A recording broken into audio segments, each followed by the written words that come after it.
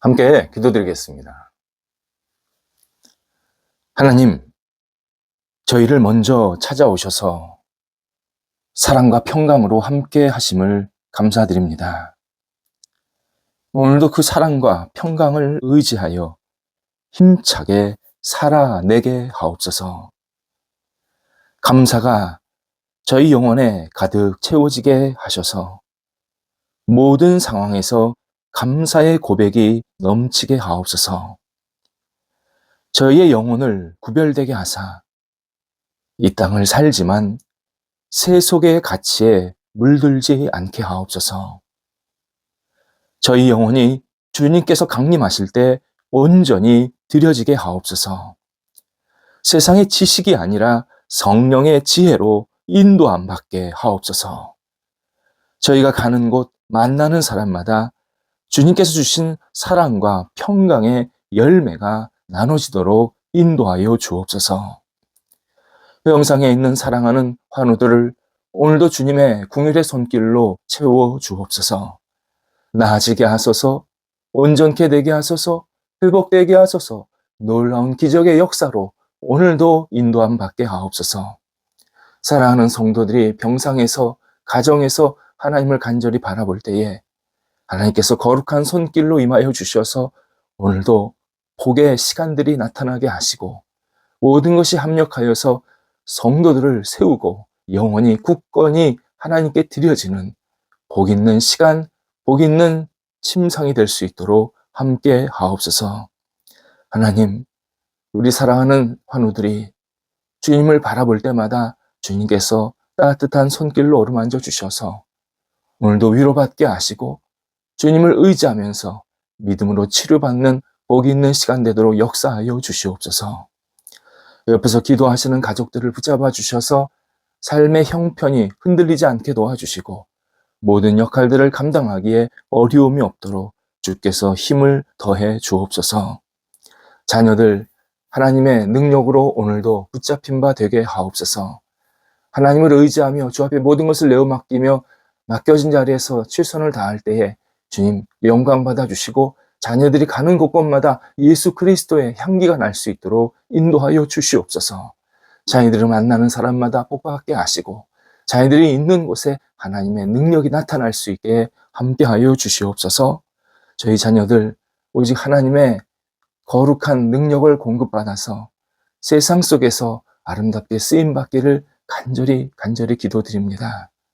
어느 자리 어떤 형편에 있든지 주님을 온전히 바라볼 수 있게 도와주시고 주께서 주시는 하나님의 거룩한 임재가 영혼 속에 삶 속에 손과 발 속에 있게 하심에 자녀들이 주님의 사람임을 세상 속에 드러날 수 있도록 인도하옵소서.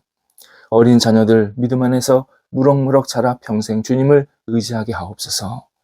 학업에 있는 자녀들 공부하며 최선을 다하여 다음 단계를 준비하게 도와주시고 학창 시절을 의미 있고 감사하게 보낼 수 있게 하옵소서. 좋은 친구들, 선생님들 만나게 도와주시고 학업을 통하여서 자신의 가능성을 발견할 뿐만 아니라 하나님의 뜻을 발견하여서 하나님께 마음껏 영광 돌리는 나날들이 이어질 수 있게 하옵소서.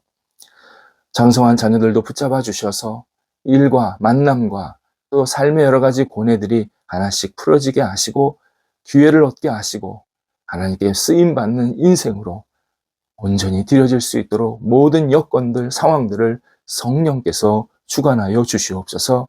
하나님, 이 땅에 살지만 하나님의 백성으로 마음껏 분복을 이루며 살아가는 자녀들 되게 하시고 독립한 세대들도 함께 해주셔서 하나님께 모든 것을 내어 맡기며 희망을 갖고 오늘도 힘차게 출발하도록 인도하옵소서. 성도들의 일터를 붙잡아 주옵소서. 국내외에서 하나님을 경외하며 의지하며 열심을 다하고 있는 성도들 하나님께서 함께 하심에 희망을 주시고 열정을 주시고 능력을 주시고 모든 어려움들을 극복할 수 있는 돌파할 수 있는 헌신된 열정이 넘쳐나도록 인도하여 주옵소서. 어려움 속에서 오히려 하나님을 경험하게 하시고 하나님께 모든 것을 내어 맡기며 한 발자국 한 발자국 인도함 받는 하나님께 영광이 돌려지는 귀한 일터가 될 수 있도록 함께 하옵소서. 도전합니다. 문이 열리게 하시고 진행될 때마다 하나님이 주시는 지혜로 능력으로 잘 이끌림 받게 하시고 복된 결실이 맺혀지게 하옵소서. 하나님, 오직 하나님의 인도하심을 간절히 기도하오니 우리 모든 일터가 주님께서 역사하시기에 부족함이 없게 하시고 하나님 나라에 크게 쓰임받고 성도들이 하나님의 사람으로 살기에 조금 더 어려움이 없도록 인도하여 주시옵소서. 줄타하는 성도들을 붙잡아 주셔서 오늘도 감사한 마음으로 잘 다녀오시게 하시며 목적을 이루며 하나님 앞에 영광 돌려드릴 수 있게 하옵소서. 저희 사회가 이해와 사랑이 넘치는 복 있는 사회가 되기를 간절히 기도드립니다.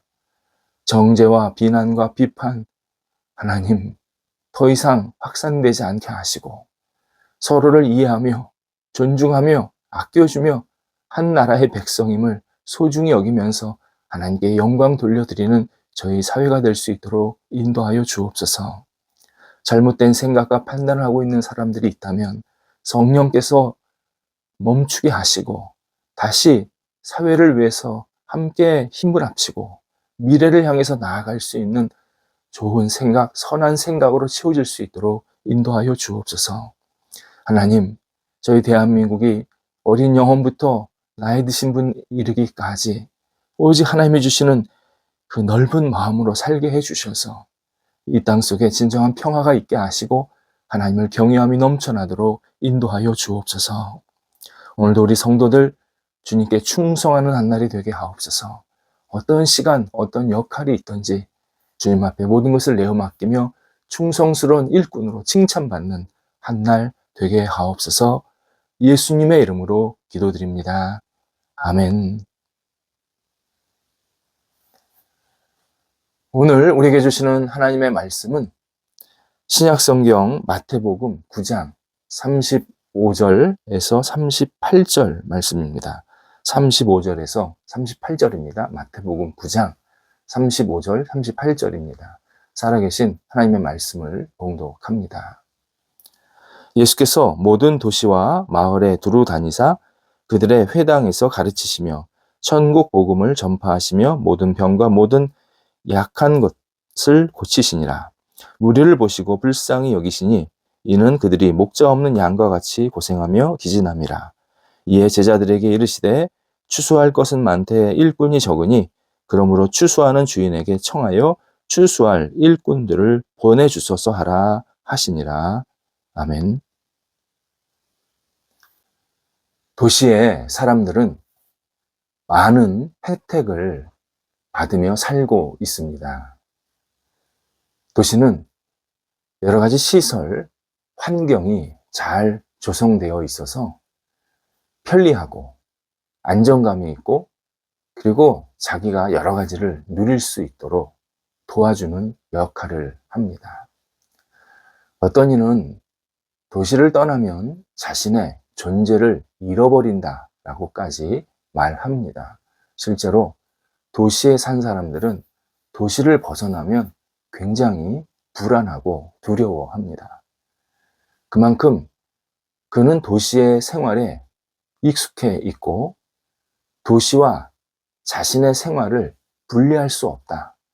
나는 도시에서 시작되었고 도시에서 마무리 짓겠다라는 생각을 가지고 있는 사람들이 많습니다. 종종 어릴 때 시골에서 자라신 분이 나중에 시골로 다시 내려가고 싶은 마음은 있습니다. 그런데 그것을 실제로 실천하는 사람은 그리 많지 않습니다.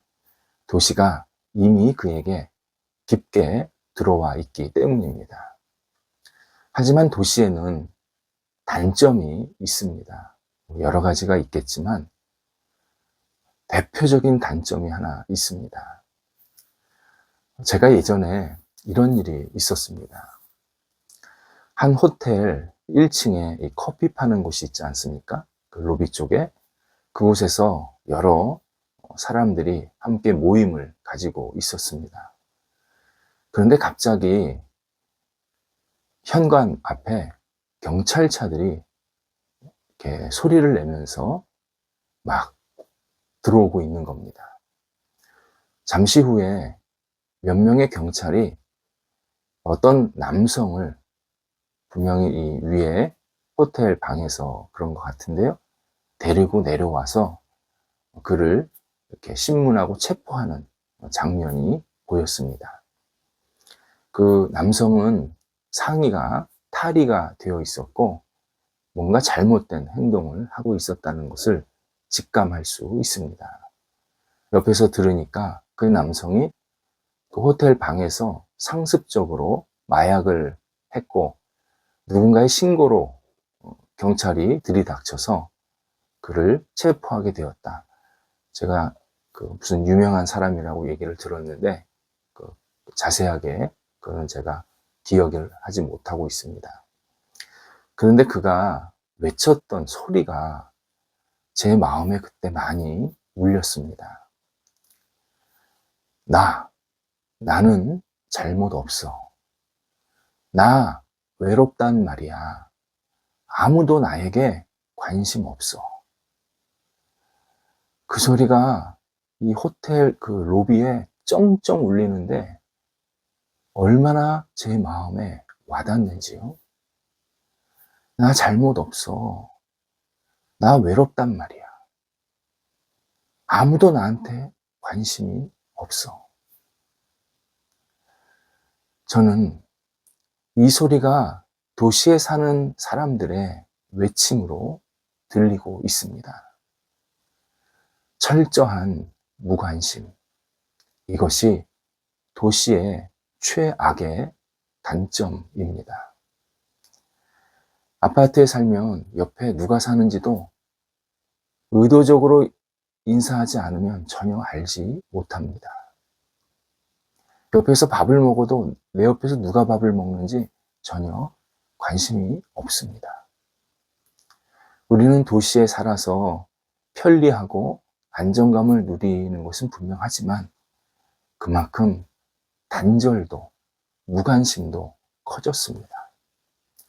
예수님은 이 철저한 무관심을 버리고 예수 그리스도의 사랑으로 상대방에게 관심을 품어야 한다 말씀하십니다. 본문에서 예수님은 추수할 것은 많이 있는데 일꾼이 적다. 그러니 너희는 주인에게 하나님께 추수할 일꾼을 보내 주소서. 기도하라, 요청하라 이렇게 말씀하십니다. 그런데 36절에서 이 말씀을 하시기 전에 아주 중요한 표현을 하고 있습니다.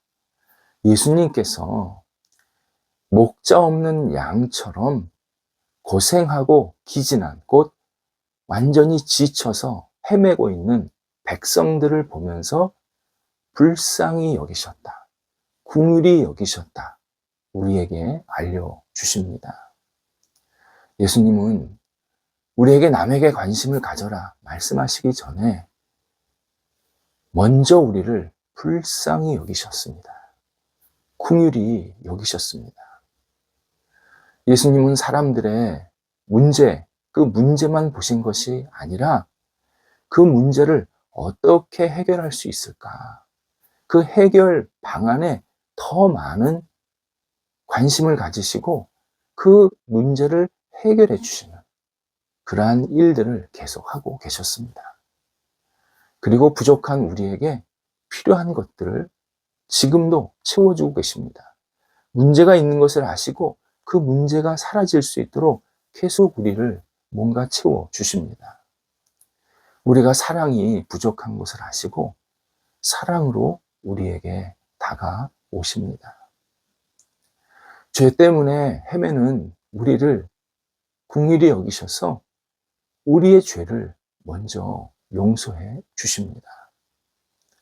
낙심하는 우리를 아시고 낙심하지 마라. 다시 희망을 가져라. 내가 부활했지 않냐? 우리에게 희망으로 다가오십니다. 예수님은 우리의 문제를 보시고 문제를 해결할 수 있도록 다양한 방법들로 우리를 좀 대하고 계십니다. 그래서 예수님은 우리도 다른 사람들에게 문제만 보고 비판하고 그의 잘못된 것을 정죄하고 그들을 분리시키고 이러한 태도를 갖지 말라고 말씀하시는 겁니다. 예수님처럼 문제를 보고 문제인지 알지만 그러나 그 문제를 어떻게 해결할 수 있을까? 어떻게 극복할 수 있을까를 우리가 도와야 한다 말씀하십니다. 하지만 많은 이들이 타인의 문제만 보고 분석은 잘합니다. 상대방의 실패, 실수, 약점, 잘못한 것 너무나 잘 파악하고 분명히 지적을 합니다. 하지만 상대방의 문제를 해결해 주려고 하는, 도와주려고 하는 그러한 관심이나 마음은 없습니다. 초점을 문제 분석에 두지 말고 문제를 어떻게 해결할 수 있는 것에 두어야 우리가 예수님을 따라가는 삶이 됩니다. 그리스도인들은 거저받은 사람들입니다. 거저 은혜와 은총과 긍휼과 사랑을 받은 사람입니다. 그래서 그 거저받은 것을 다른 사람에게 나누어 줘야 할 책임이 있습니다. 바울이 로마서 15장 1절에서 믿음이 강한 자는 믿음이 약한 자의 약점을 담당해야 한다. 하나님의 뜻을 알려주고 있습니다. 여기서 믿음이 강하다라는 표현, 이 강하다가 외부에서 무엇을 가득 채운다. 그래서 비었다가 채워진 상태를 강하다라고 말합니다. 예를 들어서 물통이 있는데 물이 하나도 없습니다. 이때 누군가가 그 물통에 물을 가득 채워서 철렁철렁하게 넘치게 만드는 겁니다. 이게 강하다의 의미입니다. 물통 한 일 아무것도 없습니다. 물을 받기만 했습니다. 자기가 스스로 막 걸어가서 물을 채운 게 아닙니다. 누군가 그에게 물을 채워준 겁니다. 따라서 믿음이 강한 사람이란 주님께서 믿음이 부족한 것을 아시고 믿음을 우리에게 잘 채워주셨다는 겁니다. 그렇게 믿음을 채움받은 사람들은 믿음이 약한 자의 약점을 도와줘야 한다. 이렇게 우리가 믿음을 은혜로 받았다고 한다면 믿음이 약한 사람들의 그 약점들, 단점들, 부족함을 헤아리면서 상대방이 주님의 은혜로 믿음이 충만해질 수 있도록, 믿음이 다시 채워질 수 있도록 옆에서 도와주고 축복하고 기도해야 한다. 알려줍니다. 신앙인은 이웃에게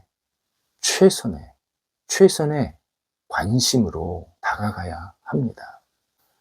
물론 관심을 부담스러워하는 사람들도 있습니다. 마음이 닫혀 있어서 그렇습니다. 나는 관심이 필요 없어. 나한테 관심 갖지 마. 이렇게 말하는 사람은 진짜 관심이 필요 없어서 그런 말 하는 게 아닙니다. 세상에는요, 관심이 필요 없는 사람이 없습니다. 누구나 관심을 받고 싶고, 누구나 도움을 받고 싶은 마음이 다 있는 겁니다. 그런데 나는 관심 두지 마, 관심 필요 없어 말하는 것은 다양한 연유로 마음에 상처가 생겼기 때문입니다. 그 상처가 다른 사람의 관심이나 다른 사람이 자기에게 다가오는 것을 자꾸 거부하고 막으려고 하고 있습니다. 그래서 천천히 다가가야 합니다. 상대방을 이해하며 다가가야 합니다. 이게 최선의 관심의 개념입니다. 최선의 관심이란 일방적으로 막 밀고 들어가는 관심이 아닙니다. 상대방에게 무례하지 않습니다. 상대방의 처지를 잘 받아들이고 존중하고 이해합니다. 그리고 조금씩 그가 나를 받아들이고 나도 그에게 들어갈 수 있도록 조금씩 수용하는 태도가 최선의 관심입니다. 예수님께서 우리에게 천천히 다가오셔서 주님께 문을 열었을 때 주님께서 은혜를 확 부어주셨듯이 우리도 최선의 관심으로 주변에 있는 사람들에게 다가가야 합니다. 무엇보다도 최선의 관심은 예수님의 사랑이 그 동기입니다. 사랑 없는 관심, 사랑 없는 희생, 아무 의미가 없습니다. 누구를 위해서 내가 희생할까? 누구에게 관심을 가질까? 이게 중요한 질문이 아닙니다. 나는 왜 그 사람에게 관심을 가지려고 하는가? 나는 왜 그 사람에게 다가가려고 하고 이해하고 희생하려고 하는가? 이게 핵심 질문입니다. 우리가 다른 사람에게, 타인에게 관심 갖고 다가가는 이유, 예수님께 내가 먼저 사랑을 받았기 때문입니다. 예수님이 나를 먼저 사랑하셨기 때문에 그 사랑을 받은 내가 상대방을 사랑하는 마음으로 다가가야 합니다. 상대방을 사랑으로 다가가지 않으면 내가 가진 관심은 쓸데없는 참견이 됩니다. 우리는 물질적으로 풍족하지만 진정한 관심과 사랑이 메말라가는 사회에 살고 있습니다. 길거리에서 헤매는 유기견처럼 우리 시대 많은 사람들이 사랑에, 진정한 관심에 목말라 하고 있습니다. 좋은 일이 있으면 좋은 일을 함께 나누고 싶고, 아픈 일이 있으면 아픈 말을 하고 싶은데 나에게 관심을 두는 사람이 없어서, 진심 어린 관심을 두는 사람이 없어서 말을 못할 때가, 내 형편을 같이 나누지 못할 때가 얼마나 많은지 모릅니다. 신앙인이 진정한 관심, 최선의 관심으로 주변 사람들을 돌아봐야 합니다. 신앙인 주변 사람들에게 사랑의 관심을 온전히 부어야 합니다. 주님의 사랑받은 우리가 상대방을 진심으로 관심 갖고 기도하고 그를 돕고 축복하고 그를 세우려 하는 모습, 이것이 성경에서 알려주신 사랑하는 생각입니다. 우리 내가 먼저 예수 그리스도께 은혜와 관심을 받아서 지금 이 자리에 있듯이 우리도 오늘 우리가 생활할 때 누구를 만나든 어떤 역할을 하든 예수님의 사랑으로 내가 진심 어린 관심을 두어야 할 사람이 누구인가를 보면서 그와 함께 하나님의 영광을 돌려드릴 수 있는 삶으로 승화되어야 합니다. 이 삶이 사랑으로 생각하는 삶입니다. 기도하겠습니다. 하나님, 저희가 오늘도 주님의 사랑으로 관심을 가져야 할 사람들을 관심 갖게 하옵소서. 저 자신만 쳐다보지 않게 하시고 주변 사람들의 연약함, 어려움, 단점들을 보면서 이해하며 잘 도닥이며 하나님 앞에서 함께 영광 돌리는 삶을 살아갈 수 있도록 인도하여 주옵소서. 오늘도 주님이 주시는 이 사랑으로 세상 사람들, 만나는 사람들에게 진심 어린 마음을 나누게 하옵소서. 예수님의 이름으로 기도드립니다. 아멘.